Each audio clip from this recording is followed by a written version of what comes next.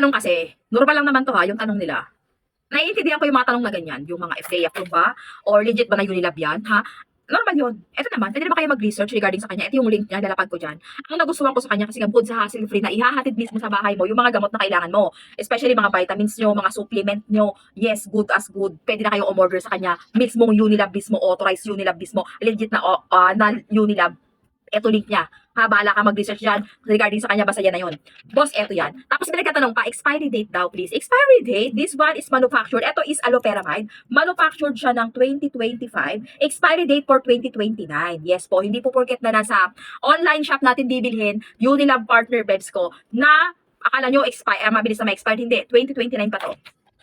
And the other one naman, ito guys, 2029 din si ating Silin. O, di ba? Ascorbic acid Silin. Yung aking Biogesic, Nyosip, at saka Tusiran. Ano ba yun? Ang dami kong gamot na binili sa kanila eh. Lahat yun, 2029, 2028. Ang expiry date, manufactured fresh na fresh 2025. Di ba? O, para hassle-free ka, pumunta over the counter, check mo na dyan. Same lang din naman sila. Wala silang pinagkaiba. Ang pinagkaiba nila, hindi ka mapapagod. Yun lang yun. Pero yung authenticity ng produkto, same.